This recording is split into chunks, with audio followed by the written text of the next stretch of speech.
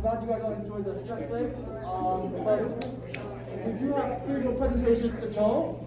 So please pay some respect to our speakers. And then we have 2 more wonderful presentations. After 3 presentations, you guys can talk however you want to, okay? And you guys can talk to speakers, talk to everyone you want, all right? So Lily will be introducing our next speaker for you guys, Brooklyn County. I'm very excited to welcome our next speaker. I met this girl when she came as a freshman last year. I was her hall prefect, and every night she would give me a hug before bed, and we really bonded through that experience. Even though I have a good 2 years on her, this girl knows more than I could ever wish to about connecting your mind to your body, to your spirit, a true Culver girl at heart. And I admire her confidence and passion in what she believes in, and I can't wait to hear her tell us about her Lakota culture. Everyone, please welcome Brooklyn Conti.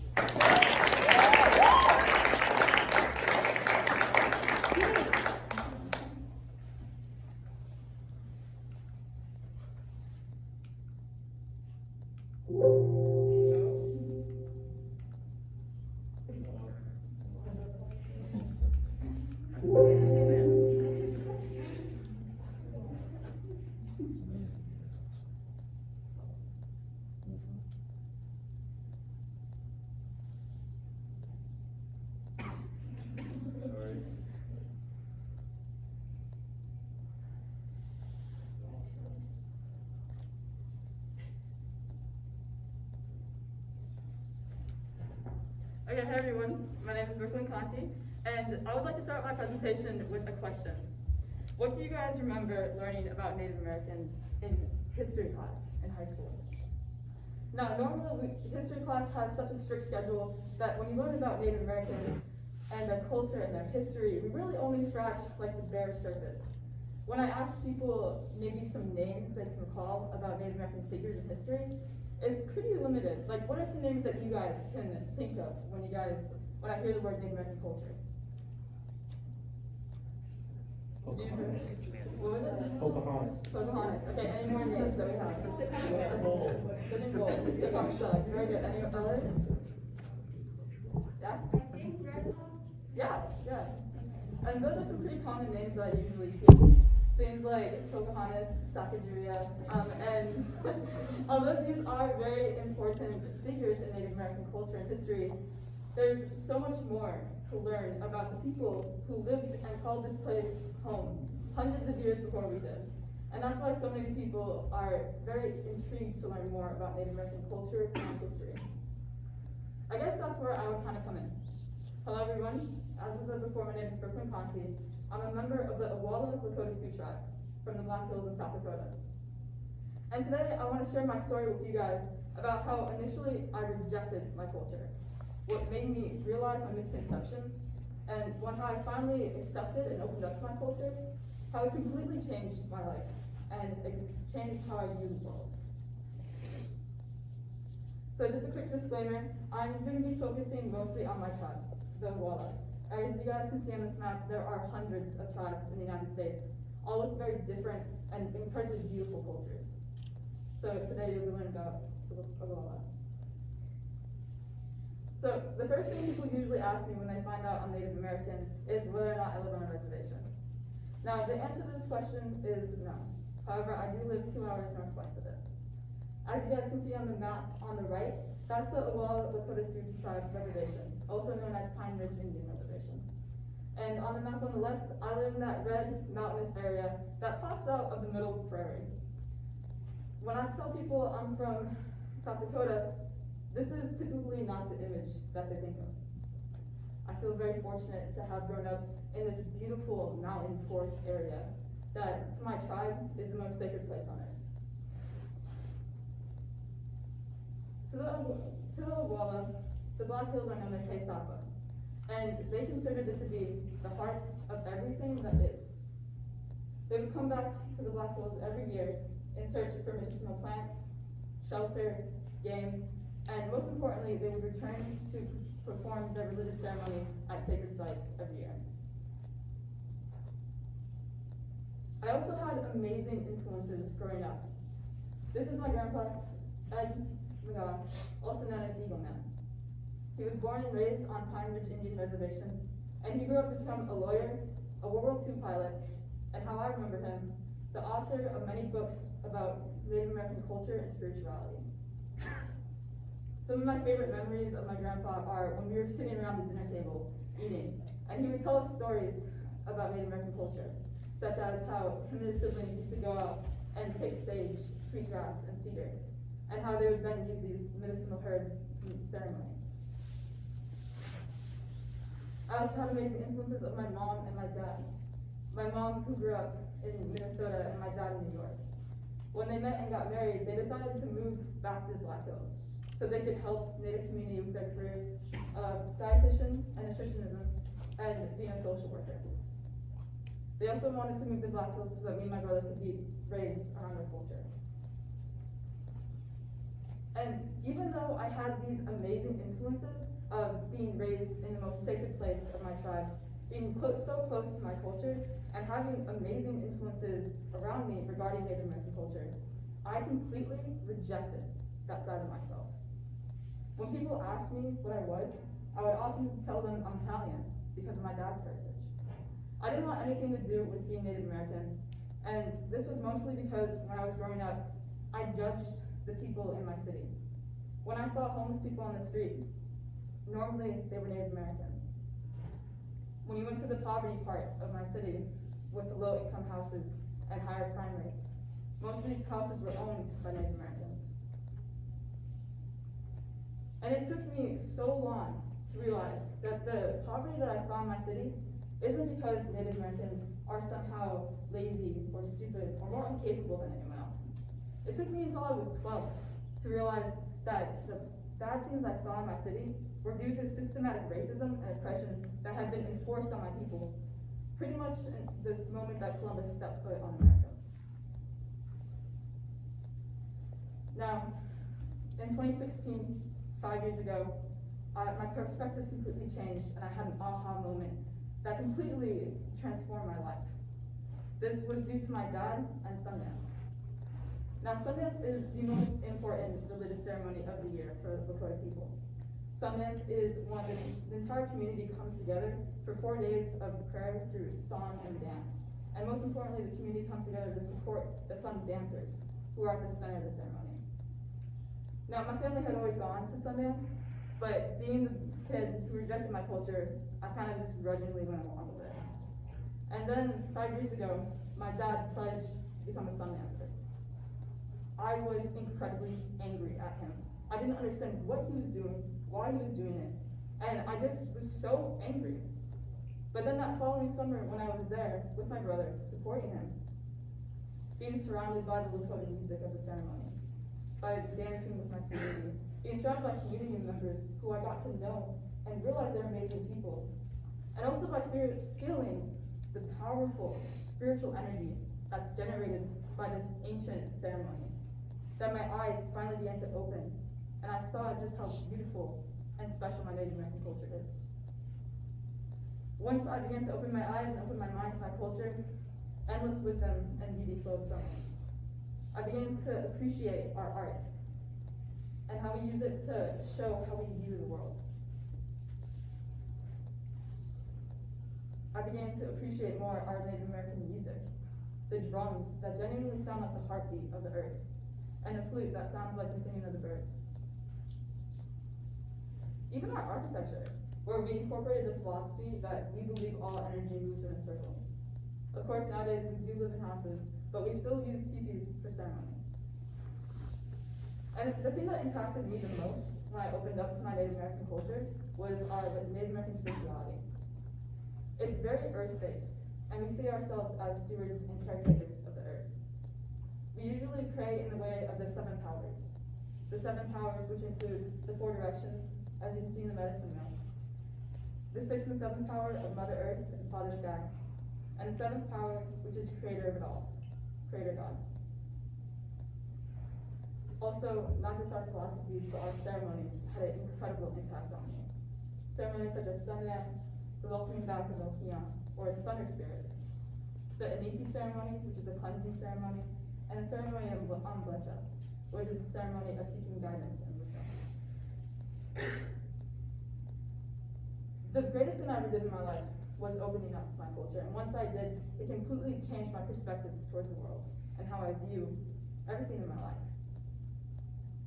I think the greatest thing that I gained from my Lakota culture is the saying, Mitakuye Oyasin. Now, Mitakuye Oyasin directly translates to all of my relations. All of my relations as in all people, all animals, all plants, all earth, mountains, rivers, streams, valleys. Seeing all this beautiful creation on earth as deserving of love and respect and equal to give.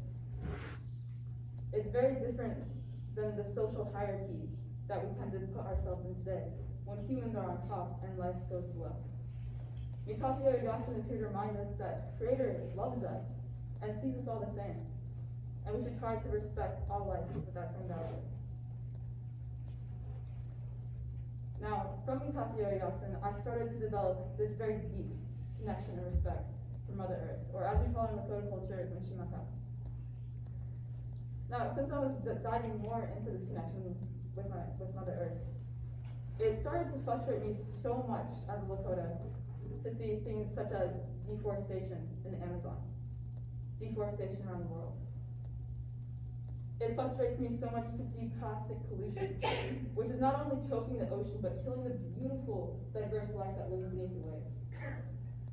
Which is why it frustrates me so much to see fossil fuels choking not only the earth, but the air and water. And it is why it's frustrated me so much to see humanity raping the earth, and how humans have become so disconnected to our mother. From this frustration and rage and anger, I have turned it into passion for sustainability. If you ask anyone on campus who knows me, they will tell you that I'm very passionate about sustainability. I plan to pursue a career of sustainability in college, and hopefully be able to have a job where I can be a voice for Mother Earth, and advocate for change, and hopefully in my lifetime help to restore that connection and respect for Mother Earth into the heart of humanity once again. The second way Mitakuye Oyasin has been incorporated and influenced my life is by inspiring me to go vegan. Now, the more I started to research about sustainability, the more I discovered that the #1 cause of climate change is actually animal agriculture.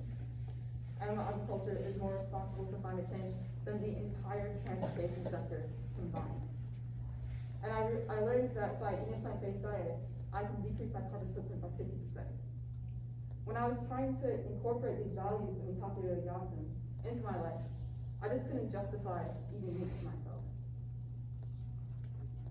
Not only was my decision for the earth, but I also decided to become vegan for the animals, because under Mitakuye Oyasin, it describes the respect towards animals and all life. And although I know my ancestors were far from vegan, I'm sure you guys have all heard the stories of how when a Native American took the life of a bison, they A, hunted it themselves, and B, used every single part of the animal, and nothing was wasted. The skin for the hides, the buffalo fur for clothing and blankets, even the teeth for jewelry and the skulls for ceremony. And I would like to think that if my ancestors saw the factory farms where animals are enslaved, abused, and murdered, I'd like to think that they wouldn't stand for it. And so I decided that neither should I. And the third way Mitakuye Oyasin has impacted my life is by making me very passionate for social justice. Not just in the American Indian movement, but also for Black Lives Matter, Stop Asian Hate, and all social justice movements around the world. And seeing firsthand the horrible and detrimental impacts of racism and discrimination, I know that I'll never stop fighting for equality. And the fourth way that Native American culture and Mitakuye Oyasin has really impacted my life is by showing me the deep and interconnectedness of all life. I would mark the day 5 years ago in 2016 that I realized the true beauty of Sundance and opened up to my culture. I would mark that as the day of the start of my spiritual journey. Thanks to my Native American ceremonies, religion, and philosophies, I started to realize my spiritual self, and I couldn't imagine myself today without that part of me. Having all these profound effects that my Native American culture has had on my life, I would be a completely different person standing before you here today. And up until 1978, which is 43 years ago, our Native American culture and religion was on the brink of extinction. It was actually outlawed in America. All Native American religion was outlawed in 1978. And it's thanks to people like the man on the right, Fool Scrow, who kept our religions and traditions underground and alive during these times, the hardest times of history. And it's thanks to people on the left, Richard Mooskamp, who is the current holy man and who currently runs the Sundance and all ceremonies that my family goes to, and that so many Owalas in my tribe also participate in. I'm so grateful to the holy men like these who preserved and kept our traditions alive during the brink of extinction, because I can imagine myself today if I didn't have that Sundance experience 5 years ago that completely changed my life. I'm so grateful for my family that's taught me everything I know, and I'm so grateful to call myself a Wala Lakota, and grateful for everything that my culture has taught me. I'm also incredibly grateful for all of you here today, for listening to my story, and allowing me to share a part of who I am. If you guys are to leave here today remembering anything from my presentation, please remember Mitakuye Yasin and what it means.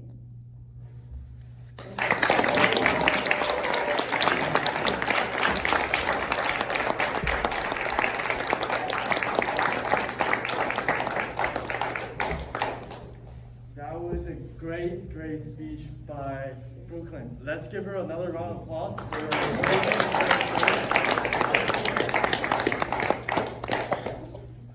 Her presentation really reminded me of how blessed we are to be on this campus, how blessed we are to be able to socialize with such a diverse group of student bodies.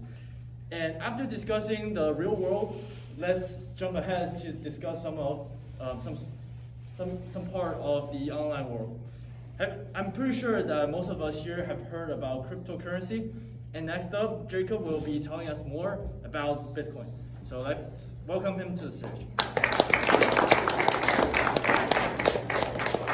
Thank you. All right. With the captivating year, the cryptocurrency market and blockchain technology applications has seen as a whole, many questions are left to be answered. As a high school student, I feel that my generation will have the chance to live in a completely digitalized economy, one in which marketplaces and other things will be completely digitalized. Today, I'm going to give a brief explanation on Bitcoin, Ethereum, and NFTs. Let's start off with Bitcoin. Bitcoin is the most well-known cryptocurrency and the highest traded by volume. To start out with Bitcoin, we have to understand Satoshi Nakamoto, who released the first white paper about Bitcoin, and he's completely anonymous. Satoshi Nakamoto is the pseudonym used for this person or group, and people have no idea who it is. The software was eventually produced, and first Bitcoins were mined in 2009. So what exactly is a Bitcoin, or what exactly is Bitcoin? Bitcoin is a form of electronic money, and it's independent of third parties such as banks, which track and transfer all the money.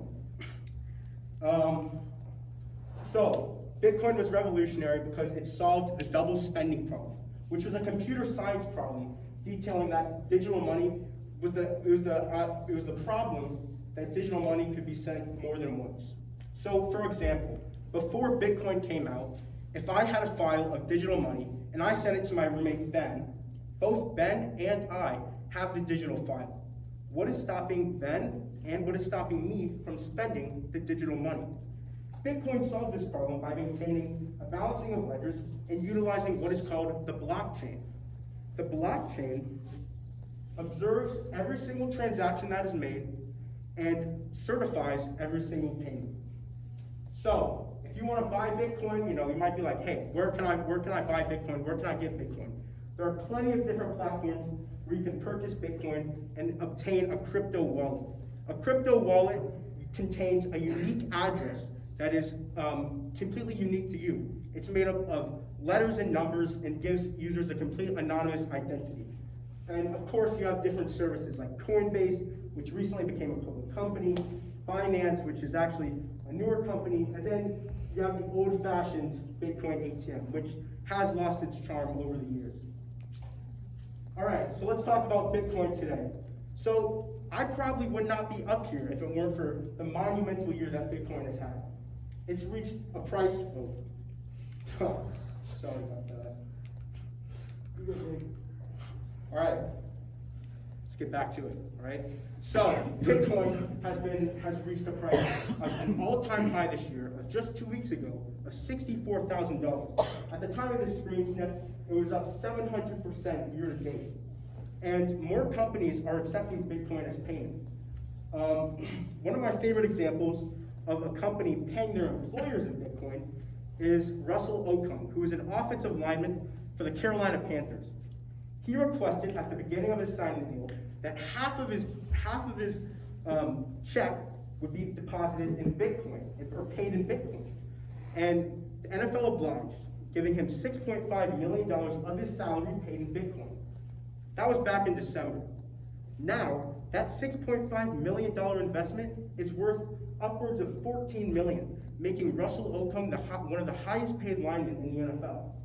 And then, of course, you have Fortune 500 companies investing in Bitcoin. The most notable being Tesla, which invested $1.5 billion in Bitcoin back in February, and they've already seen an insane return on it. One thing I would want to detail is if you look at the price of Bitcoin now, it's trading at $50,000, which is significantly lower than $62,000 when I took this screen snip nearly just a week ago. And the reason because of that is you see this kind of like stair-step pattern, and that's just how it is. It's very volatile. All right, now I want to talk about why I think Bitcoin is digital gold. All right, and this is completely opinion-based, and many other crypto people and analysts have the same opinion as me. But Bitcoin is designed with a hard limit of 21 million Bitcoins, meaning that according to this, this figure below, somewhere around the 2030 to 2040 mark, there'll be no more Bitcoins left to be mined. And as of right now, 89% of all Bitcoins are mined. So let's think about gold for a second. What makes gold valuable? So we have characteristics like it being scarce, it being portable, it being divisible. I believe Bitcoin ups the ante on all three of these. First of all, Bitcoin's scarce. They're rare, they're portable. You can have them in your phone, digital wallet, a hard drive, and they're divisible. Services like Coinbase offer you where you can buy fractions of a penny of Bitcoin. You can split a Bitcoin into like 1,000 different pieces. So using this logic, we have the gold market cap, the total amount of gold in the world. It's worth 11 trillion, right? And then as of now, the Bitcoin market cap is 1.1 trillion. And a note I would like to add on that is the Bitcoin market cap as of now is larger than the four largest banks in America: J.P. Morgan Chase, Bank of America, Citibank, and Wells Fargo. So the hypothetical future market cap of Bitcoin, if it were to become gold 2.0, would be around 10 to 11 trillion, making each price around 400 to 500K. All right, let's move on to Ethereum. Ethereum was first introduced by Vitalik Buterin, who was a Canadian-Russian programmer. He was a big fan of Bitcoin, and he realized that there was something missing in regards to the Bitcoin technology. He created a scripting language in which you could create decentralized applications. And this quote right here on the right is straight from Buterin's white paper. And it details how Ethereum is basically a service in which anybody can learn Solidity, which is the coding language, and create decentralized applications, which I'll get into in the next slide. So you have Solidity, which is the coding language. It's similar like Python or JavaScript or something of that nature. And then you have Ether, which you probably, if you are a crypto person or if you've looked at cryptocurrencies before, you've probably seen Ether. Ether is Ethereum's own cryptocurrency, and it's the second highest traded by volume. This year it's been up 1,000%, and 2 days ago it hit its all-time high of $2,600. You also have decentralized applications. They're apps that employ smart contracts. They're open code, and they're anti-censorship. They're not regulated by anybody. They're regulated by everybody. And I use the word smart contracts, and you'll hear me say that a couple times throughout the rest of the presentation. But it's basically a computer program or framework that is meant to execute a control or function according to the specific context. So this chart right here details some of the most popular decentralized applications. And I want to point you over to Compound right here. It's a credit and lending decentralized application where you can lend cryptocurrency and get interest because of it, just like a bank. Another one of my favorites is Augur right here. It's in the prediction market section. On Augur, you can place option-style trading bets on current events, such as a yes or no answer on will the first person on Mars be a woman? Will the next president be a woman? Or any of those. All right, let's move on to my favorite part, NFTs. And NFTs have exploded in popularity over the last month, right? And they can best be described as a digital asset that you can buy. And they're purchased on the Ethereum blockchain network. Using smart contracts, the network solidifies your purchase and gives you a token of certification, right? And NFTs, you might have even seen it, they made an appearance on SNL where Pete Davidson talked about them. Or actually, he rapped about it if you watched it. Most NFTs are considered digital art, and I'll get into that in a second. And I think that we're currently in the hypebeast stage of NFTs. You're seeing these ridiculous prices being paid for these, absurd pieces, and we're just at the peak of popularity of it. So one of the most famous NFT sales that happened just nearly a month ago was Beeple, and his name is actually Mike Winkleman. He's been creating digital art for 13 years straight, every single day. And if you have social media, I recommend that you follow him on Twitter and Instagram, because I actually really do enjoy scrolling through the art. So working with Auction House Christie's, Beeple auctioned off his first 5,000 pieces of digital art for a staggering price of $69 million, and it was sold as a JPEG image as an NFT. So here are some examples of Beeple's art. And his art is very unique. It can be described as grotesque and including political references, pop culture references, and stuff of that nature. So I'll give you a couple more seconds to look at those, because they are really detailed.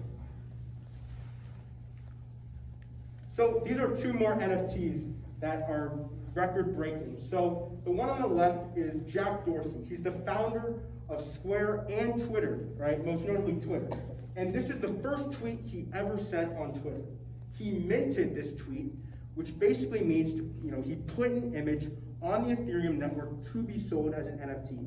And minting is a very controversial issue because you can't go out and mint any image you want because there's a ton of copyright issues. You're profiting off somebody else. But he was profiting off his own tweet, so he was able to mint it and sell it as an NFT. It was sold on March 22nd for $2.5 million, and the proceeds actually went to charity. Now, this one on the right, this is one of the more absurd ones, if I'm going to be honest. This picture, it's called CryptoPunk number 7804, sold for $7.6 million. And when I was presenting this to my roommate, he threw a fit over this. He was completely shocked that an image like this would sell for $7.6 million. And he said, hey, this could be created by a 10-year-old on a digital pixel art app. And my answer to him was, everybody can find the beauty in art, and that's what dictates the price. All right, furthermore, we have NBA Top Shot, which is like an NFT trading card system. And they auction off this video of LeBron James dunking for $208,000.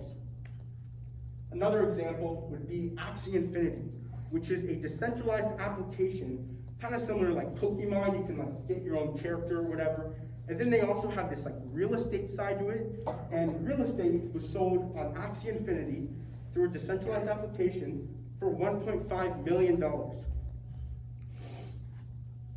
right. Oops, sorry. This thing's really sensitive. All right. Let's talk about some final takeaways here. All right, so will cryptocurrency be widely used in the future? These are tough questions to answer. And I think that due to the fiat currency nature of the US dollar, I think that inflation could potentially happen sometime in the near future. And cryptocurrency is the solution for inflation. To play the devil's advocate on this issue, I would say that Bitcoin has the chance of being completely outlawed or banned in the US because due to its anonymity, there are a ton of illegal and nefarious activity that goes on, such as money laundering with Bitcoin. So my thoughts on Ethereum. I think that Ethereum could be one of the most life-changing applications in the digital world, such as the creation of the internet, I actually think. I believe so strongly in this issue, it's absurd. I think that Ether could become the digital currency for the internet, and I believe that in the future, most applications that we use will be from Ethereum and be completely decentralized. And will the NFT hype die down or remain legitimate? So you're seeing these, insane or like really mundane pieces of art or digital files selling for insane prices, right? But I would argue that the smart contracts capability that's built in, giving the owner complete certification of the asset that they own, it's just too undeniable. So for the fact of that, I think that the NFT hype will not die down.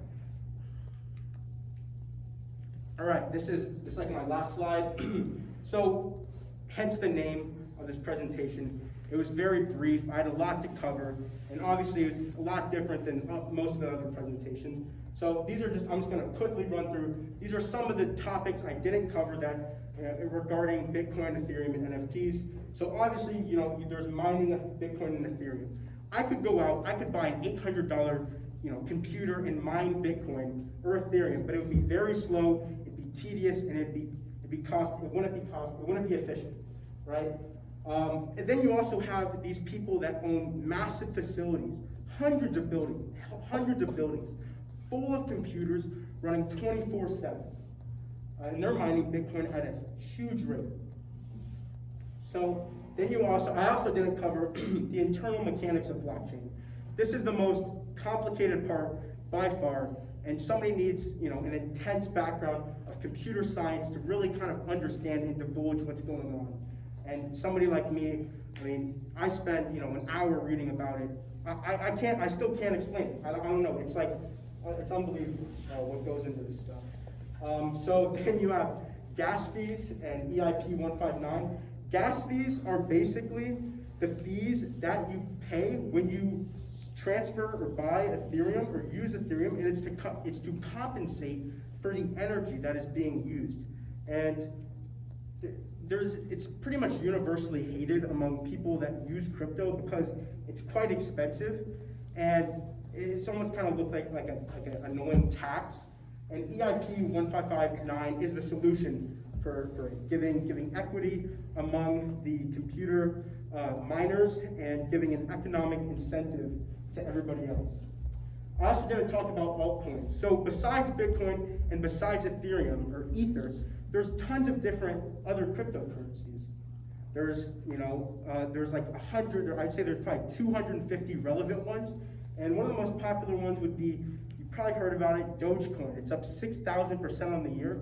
And I would say that Dogecoin really doesn't have any application for the future. And then my final 2 points.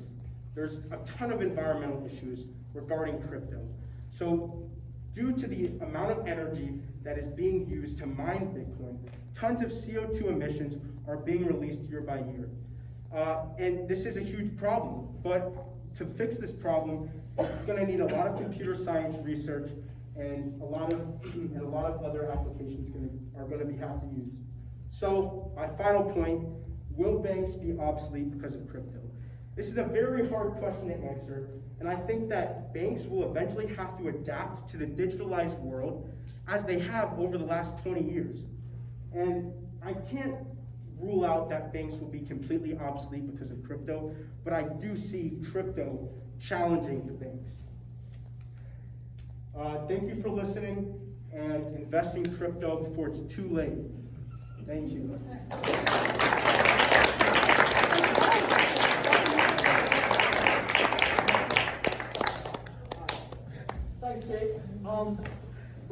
get to our last speaker, I want to give out a few special thanks to the people who supported this thing that's happening. First of all, being Lily Adams, who spoke a year ago at Sophie Michi's EagleTalk. Lily has been helping with our organization by writing introductions, coming to support, and all the work like that. So thank you, Lily. Also, Miss Cerny, I think she went out for a phone call, but Miss Cerny has been helping with us a lot. She booked the place, she got the piano and everything set up, so Miss Cerny has been helping a lot with us, and we can't do this without her. So thank you, Miss Cerny, although she's not. Also, that guy in the gray hoodie right there helped a lot with this event. He spoke at our first Eagle Talk about his athletic career in rowing and basketball. Thanks, Stephen. Now, spotlight on Mr. Danforth. So that was a great, informative speech by Jacob. And now the next speaker, I knew him from my AP World History classroom last year. He is absolutely, probably the definition of diverse himself. He grew up in Africa.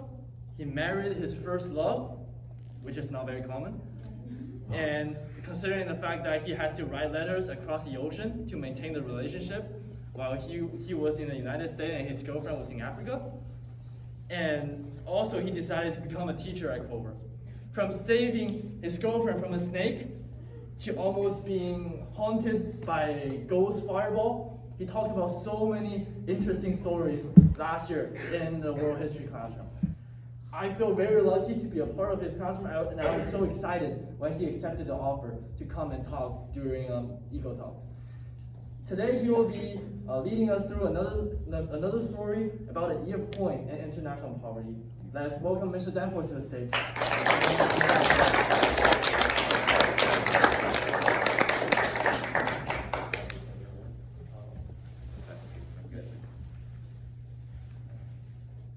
All right, hey everybody, I'm Mr. Danforth. I know some of you, I don't know others, but this is me. This is little Danforth. I grew up in Zaire, Congo, and my early childhood, all the way on until college years, basically 17 years of my life were in Zaire. I speak a couple African languages.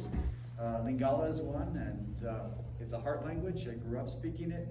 My brother and I grew up in northwest Congo. I did marry my childhood sweetheart, my boarding school sweetheart. There's a lot of stories. I can tell you my hero story at some point if you care to ask me that. It's much embellished and over the top. But anyway, that's me. What were we doing in Africa? My parents are Christian missionaries over there. So as far as cultural diversity goes, that's kind of the worldview that I grew up in, was this Christian worldview. And what I want to talk to you, what I want to share with you tonight is the question of cultural diversity. What happens when there's a wealth disparity, right? What happens when there's haves and have-nots? How do you deal with that? How do we deal with differences? And to do that, I want to share a challenging quote and a story. So a challenging quote and a story, that's all we're doing. Challenging quote is this. It's from the Christian holy book. To those who much is given, much will be required. JFK quoted this when he was giving a speech. I believe he was starting something called the Peace Corps.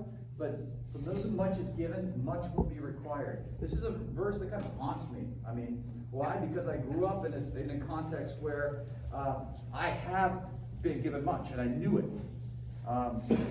This is a picture of me right here. My hair looks about the same now. And this is a Congolese kid. So, have I been given much? That's my home. I went to school at UC Davis and UW Wisconsin eventually. I've got an American passport. On this side of the equation, this kid, born in the same hospital as me, grew up, climbed the same trees, all that sort of thing, went to this kind of a school with maybe a log to sit on, a chalkboard, and lived in this kind of a house, a mud hut. Family might have had one bowl. If they were really wealthy, maybe a bicycle. I mean, people live on very, very little. In Congo, Zaire, it was one of the poorest nations in the world at the time. And eventually, I left because of civil war that happened. And that poor kid born in the same hospital, grew up in the same place, had to stay, right? And so I deal with this question, from those who much is given, much will be required. Like that's something that I carry with me. So I want to talk about poverty. I want to talk about international poverty. I want to talk about that disparity, and has many symptoms. One of these hands are leprous. I grew up on a mission station that had a hospital and a church and all kinds of stuff I'll show you in a minute, but it was a former leper colony. And so a lot of the people there had leprosy, which, boy, leprosy, right? Leprosy takes away your feeling of pain. You don't feel pain. So you think about that, oh, that'd be awesome. I'd be like superhuman, but it's actually pretty rotten, because you step on a nail and you don't even know you stepped on it. They try to take your shoe off, or you notice there's something like, or you're cutting carrots, right? And you don't even know, right? Awful. And then if you live in a mud hut, and during the night the rats might come down and they'll actually chew on your wounds, you won't even wake up. Leprosy. So that's a symptom. Poverty has many symptoms. I could go into that. These are just different maps that show like Human Development Index, literacy rates, water quality, access to even just hunger and or security, or internally displaced peoples. I just want you to notice that there's a big difference between Congo and the United States. Congo and the United, they're pretty much on the opposite end of the spectrum every time. So I've got, again, that picture of me, little chubby little me, and that chubby little Congolese child, and there's a disparity there. There's a real disparity there. So these are all different aspects. You guys know this. You've been indoctrinated to this. We have our senior service projects and our GPS trips. So this is something we need to weigh. Now, for me, once again, from my Christian perspective, one of the core principles of Christianity is that we worship a God who gives, who condescends, who actually creates the world and then sees the destruction of it and comes down, takes on human form, and submits himself to death, a hideous death, to take on the pain and the evil of humanity and conquer that death and conquer sin in the process and then rise again. But there's a process of giving, of not grasping that divinity, but actually submitting, humbling, and coming down and loving us. And I think that's ultimately where I want to go with this. Is this love is going to be the answer. So loving your neighbor, you've heard that. Love your neighbor as yourself. That's the golden rule, right? Here's refugees in Eastern Congo, in the Kivu province, in IDPs. So how does love your neighbor play out? Once again, you're familiar with poverty. You're also familiar with some of the responses. The dude in the middle there is my dad. He's the Johnny Appleseed of Central Africa. He collects fruit from all over the world, tropical fruit, not apples. They don't grow well there, but he's tried them. He has a garden of over 400 different types of fruit. He does ag development in Africa. He's done that for the past 50 years now. He's just retiring this year, finally. And I grew up with him doing this stuff, trying to improve people's diets by giving them protein, vitamins, that sort of thing. My mom is a nurse. She works in a hospital. I just wanted to show you, this is where I grew up. This is my house right here. A little mission station. This is one hill, another hill over there, that's where the hospital is. So my home's right there, and we had a goat program down here, a sheep program, chickens, ducks, pigs, rabbits, fish ponds down there. So the rabbits actually, I don't know if you knew this, but rabbits produce manure that is not hot. It's not high in nitrogen, so you can put it directly on your garden, which is kind of a cool thing. So my dad had that with his tree program here.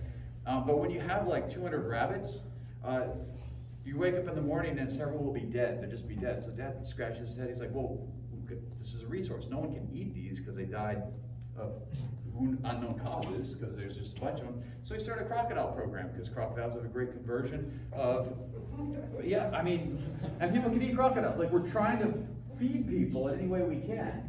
Dad had a reforestation plot out here because I don't know if you knew this, but the Sahara Desert is advancing 7 kilometers every year. And he was like, we need to do something about that. So trying different reforestation trees, cattle, donkeys, There was also carpentry and mechanics and the hospital and the church, like everything was going on. Like very, very busy trying to meet people's needs. This is the context I grew up in. Now for my story. I think you got the context. I think you sense the burden. By the way, from those who much is given, much will be required. If you think you're not with me in the much is given category, if your parents make more than 30 grand a year, 30 grand, you are in the top 1% globally. 30 grand, that's poverty level here in the United States. I mean, that's right there, right there. Of course, there's relative and absolute poverty. There's different scales that we look at, but I just want you to be aware that we're privileged. We are in that group, especially here at Global, we're in that group. And my challenge is we need to love. We need to give. Love our neighbor as ourselves. So, I've got a hero story of an exemplar of loving your neighbor, okay? And it starts with my school's equivalent of a senior service project. So this is my boarding school that I went to in the middle of Congo. It's the Ibangi Academy. This is my entire school right here. This was the girls' hall, the boys' hall, dining room stuff in the middle, classrooms down there. We had a senior service, well, it was just a Christian service project. And so we all had to do service work in the community. And my job was, I chose to do Sunday school down in the village of Boyasabanga, which was just nearby. So every Wednesday I'd go down and work with David Boismore, and we'd prepare a lesson for Sunday school on Sunday. And then I would walk back to the dorm. And I was off campus, you guys know how this is, and I gotta get back on campus before a certain time. Like right now, we're probably all looking at our watches going, oh boy, we gotta get somewhere right now. Supper was at 5:30. Supper was at 5:30 every day, sharp, and I had lingered down there with Dabe a little bit longer on this particular day. And so I was hurrying back up through the village. I'm going up through the village as quickly as I can, and if I'm late, I get punished, just like you. Except what I end up have to do is, because I'm a high schooler, I'm a sophomore at the time, I'd have to like move rocks, or I'd have to take a machete, which is it's a coop, it's a long bent blade, and cut the grass with it, certain swath of grass. Manual labor is basically the punishment I get. So I don't want to be late. So I'm hurrying up the hill back to campus as quickly as I can, and I see up ahead a dude that looks awfully like this. Okay? So I'm going up the hill like this. He's going to cross my path. He's going perpendicular to me. We're going to cross paths. I don't have a picture of him because I was a sophomore, but he looked, I mean, this could be him. Why? Because he had leprous hands. He had hands that were all gnarled like that. One leg was longer than the other, so he was walking with a limp. He had under his arm a satchel, and when I got closer, he had about as many teeth as this dude. This is abject poverty. I'm going to cross paths with this guy going back up. And in my heart of hearts, I thought, I don't have time for this. I don't have time for this. Why? Because I anticipated that he was going to ask me for something. See, the motto in Zaire at that point in time was "Kotuna ezama bete." It's a proverb that the president passed around. It just means to ask is not a bad thing. And so all day long, if I ever walked through the village, kids were always asking me, other kids were asking me, give me your shoes, give me your shirt, give me your bicycle, give me your watch. I get like worn out by it. My best friend growing up actually started giving away his clothes at one point. When he got back home, his mom was pretty mad at him because he gave away all his stuff. It just, the need was overwhelming. It's the poorest nation in the world at the time. Anyway, I see this guy, we're gonna cross paths, and I'm thinking, oh no, he's gonna ask me for something. And because he's older, he's an elder, I didn't want to disrespect him. And so to say no is very difficult when you don't want to disrespect somebody. Very awkward. You have to somehow turn it into, put it on yourself, that kind of thing. It takes a lot of maneuvering, and it takes a lot of time. And I don't have time. I got to get home. It's 5:30. I got to get back before the supper bell rings. So we cross paths. Once again, remember this is a hero story. We cross paths, and the guy greets me. He greets me in Baka, which is a relief because I don't speak Baka. I greet him in Lingala, and I say the one phrase I know in Baka, which is "Miti Bakabo," and he just smiles real big, and that's when I see he doesn't have all his teeth. We kind of nod, and I show my respect, and then I continue on my path. I'm good, I'm golden, I'm gonna make it, it's time. Then he calls me back. Eddie! I turn around respectfully, I come back, and I'm getting ready to sign to him, like, because it is a cross-cultural thing. Believe it or not, there's no one who speaks African. Little side note, never ask anyone, do you speak African? So there's multilingual issues going on here. I go back, I'm ready to sign. Look, I gotta go, that kind of thing. And he's smiling, he reaches into his bag and he pulls out something. I'm like, I can't now. He pulls out this ear of corn. And I'm thinking he's trying to sell this. He's got this ear of corn in his bag. He had this rattan satchel. He pulls it out from under his armpit and he holds it out. I'm like, I don't have money. I'm signing that. I don't want to trade for my watch. I don't have time for this. I'm trying to do it respectfully. And he smiles, that big toothless grin. And he's just nodding and holding it out like this. And I'm going, no, I can't. I don't have the money. I gotta go. And he takes my hand and he puts the ear of corn in it. And he smiles real big. And he walks away. I'm left standing there holding up the ear of corn. It's a hero story. Did you catch what just happened? The poorest man on the freaking face of the earth just blessed me. Why? Because he was loping home from his garden. He had more than enough food for that evening meal. And he ran across a young boy, sophomore in high school, who looked like he could use a little bit for supper. And he looked at me, and out of the generosity in his heart, he condescended and chose to bless me. He had the time for me. He had the excess wealth to give to bless me. I mean, poverty has many symptoms. It's all about your hands. Poor hands grasp.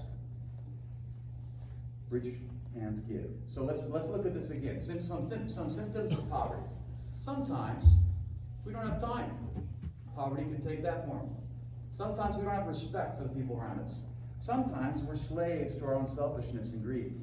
Sometimes we're not content with what we have. Sometimes we don't have humility. Sometimes we're isolated. We don't have a sense of community and belonging. Sometimes our soul is underdeveloped.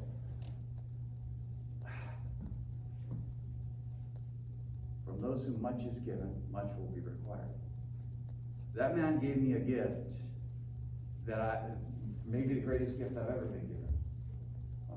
That ear of corn, I couldn't eat it. I mean, it's sacred. It was a beautiful thing. I kind of set it on my shelf. I thought maybe it wouldn't decay because it was holy. It was like, right? But it did. I had to throw it away. But it's a burden. From those who much is given, much will be required. So learn from my mistake. Remember that just because we got a lot of money doesn't mean we're the ones who always go around giving. Because poverty is relative. It's kind of like economics. Everyone has an opportunity cost. Everyone is rich in something. Use what you're rich with to give to others. So, we all have abundance in something. We all have needs. We need to love our neighbors. That's my takeaway right there. It's all about your hands. Poor hands grasp. Rich hands give. So remember that little ear of corn. Freely you've received. Here's another verse. Freely you've received, freely give. So love God, love your neighbor. Go forth. That's what I have to say.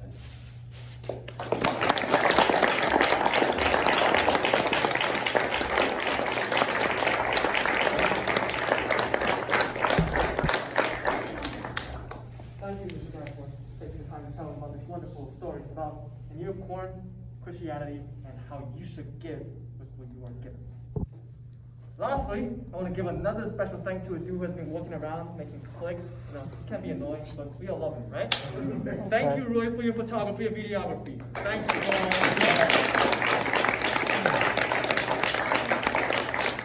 So, this concludes our event. If you have a speaker who you really like and you really want to talk to one-on-one, go to her or him, and we as speakers will stay behind a little bit. We'll take a picture, and if you have someone to talk to, just go ahead. You are dismissed.